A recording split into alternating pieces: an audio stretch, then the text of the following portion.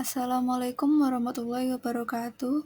Perkenalkan, saya Omi Saidah dengan NIM 222111209.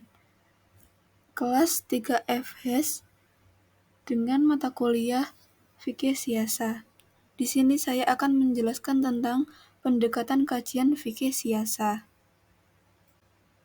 Awal mulanya, seperti yang dijelaskan sebelumnya, objek kajian fikih siasa adalah tentang hubungan antara pemerintah dan rakyatnya dalam upaya menciptakan kesejahteraan dan kemaslahatan bersama.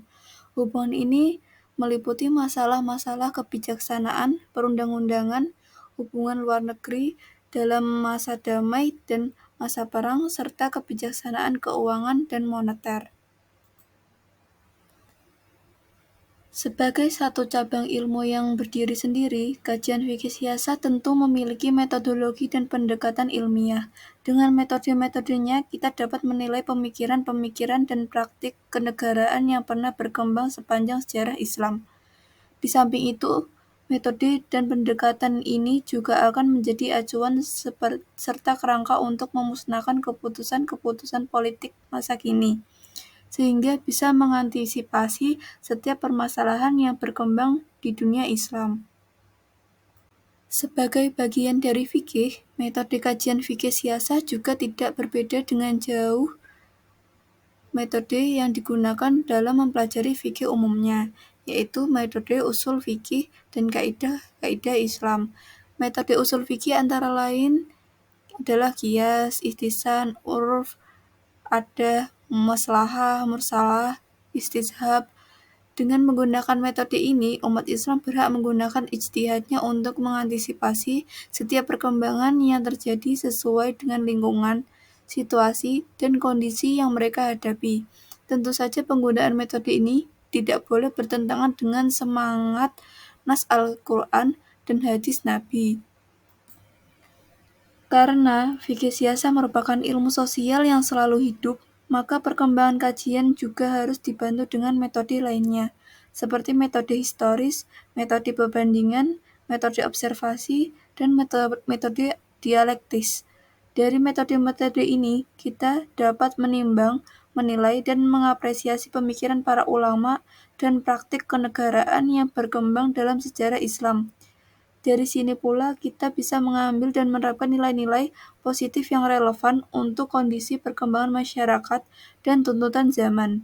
Selain metode tersebut, berkembang di atas, fikih siasa juga perlu ilmu bantu yang berhubungan dengan sosial kemasyarakatan seperti sosiologi, antropologi, sejarah, ilmu ekonomi, dan tentu saja ilmu politik dan ilmu kenegaraan. Selanjutnya yaitu perkembangan kajian fikih siasa. Dalam sejarah Islam, perkembangan fikih siasa dibagi ke dalam periode klasik yang berlangsung sehingga 1258 Masehi, periode pertengahan yang berakhir pada abad ke-19, dan periode modern hingga sekarang. Yang pertama yaitu periode klasik. Ciri yang menandai perkembangan kajian fikih siasa pada periode klasik adalah kemampuan yang terjadi di dunia Islam. Secara politik, Islam memegang kekuasaan dan pengaruhnya di pentas internasional.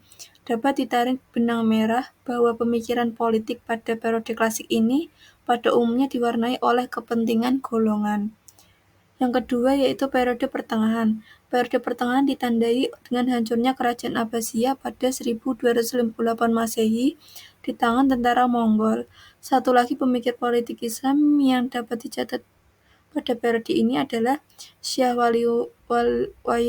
Waliullah Az-Zahlawi. Berbeda dengan pemikiran siasa masa sebelumnya, Syekh Waliullah membenarkan pembangkangan rakyat terhadap pada kepala negara yang tiran dan zalim. Syekh Waliullah bahkan menegaskan bahwa pemerintahan pada periode pasca Khulafa ar-Rasyidin hanyalah berbeda sedikit saja dengan kerajaan Romawi dan kekaisaran Persia.